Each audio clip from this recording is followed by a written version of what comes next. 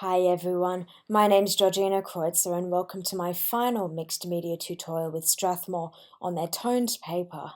I've been particularly excited about this tutorial. I love drawing New York. I've done it a couple of times before, and you can find our reference photo and our materials list in the sheets downloadable from Strathmore's website.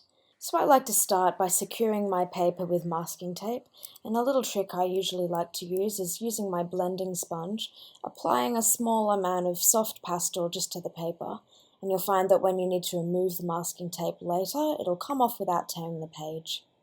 So I've just started out by blocking in an outline of the New York skyline, just by using the reference photo.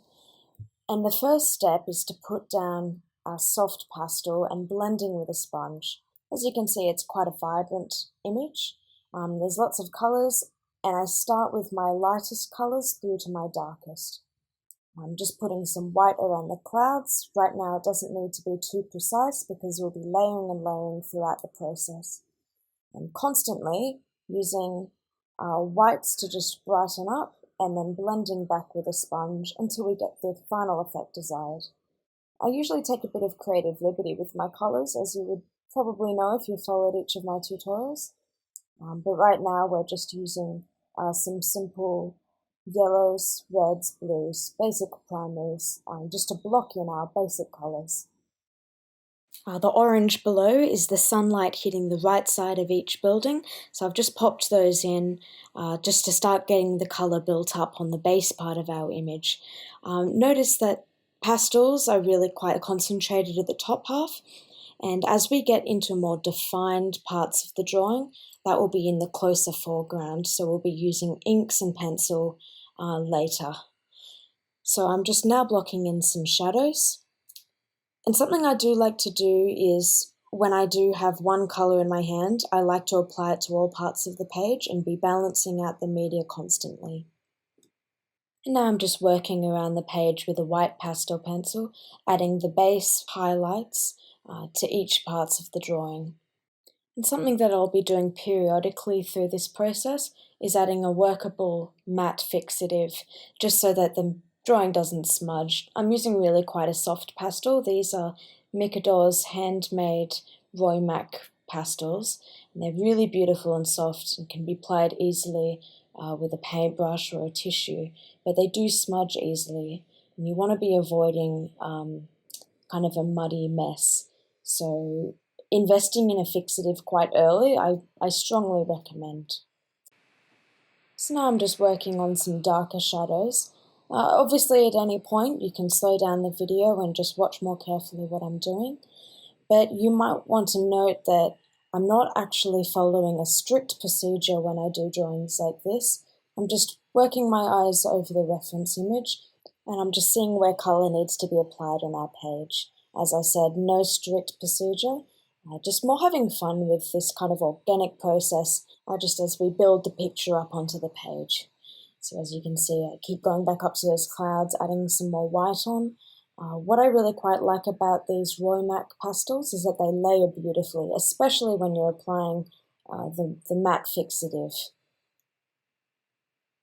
What I wanted to do is concentrate some light on that top right corner and then be blending from yellows through to deeper oranges and reds on the left-hand side to give it a feeling of dynamic sunset. This bottom right corner, I'll be concentrating darker colours, but right now we're still just blocking in small details with the pastel. I haven't yet touched any pencils yet. We're still just putting in some base colour, and I think that takes up quite the bulk of this drawing. And here I'm adding in pencil for the first time, so just tidying up those small squares created earlier with the pastel and putting in shading at the base and making sure I retain the highlights we added at the top. And this is just a really therapeutic process of working your way around the page and just filling in those small squares. And in a way, it's really quite an abstract drawing because for the most part, so many of those details can't be done to a strict hyper-realistic level, or at least I'm not intending for them to be. And so you're just working your way around and adding in colour and adding in small detail without being too strict on what's actually on the reference.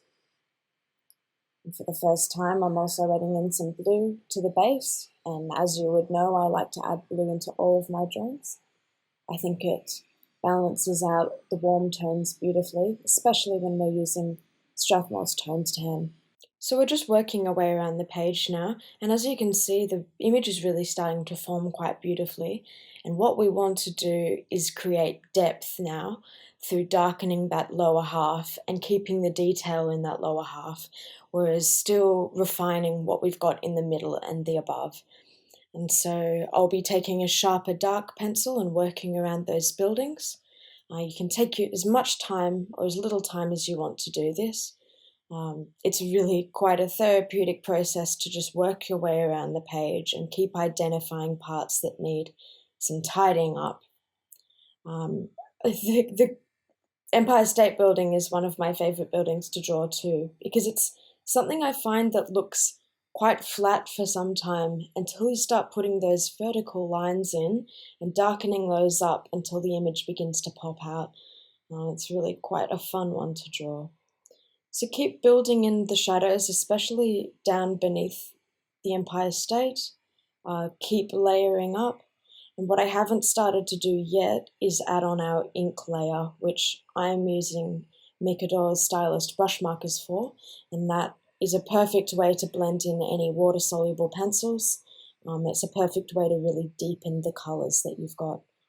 So you'll see here I'm really rotating my use of colour, white back to brown, back to red, back to blue, and just going around the page and building up each of these primaries. I don't want you to be fazed by this lack of sense of order.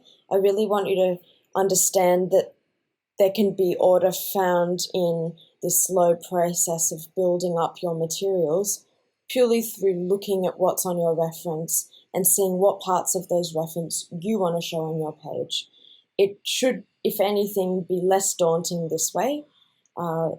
If you do like a particular feel or atmosphere about a reference photo you found, this is a perfect way to be able to clarify what you like and just move around with your media and apply what you want to the page when you want.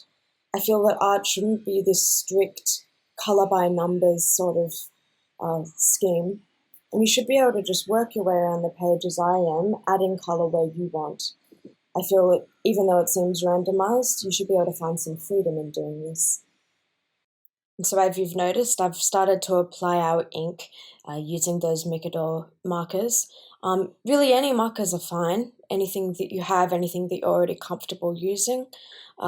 These particular markers I like because they have a dual end, so you have this brush tip that I'm currently using to do those larger, thick lines. And on the other side, it has a really fine tip for doing the smaller details. The brush tip's fantastic. It works a lot like a paintbrush that's got a little bit of water on it, but also a bit of pigment. So as you can see, it kind of goes on dark and then dries off immediately. But if you want to bulk up the colour, especially on this building, just to the lower right of the Empire State, you can really blend a transition of dark to light quite easily.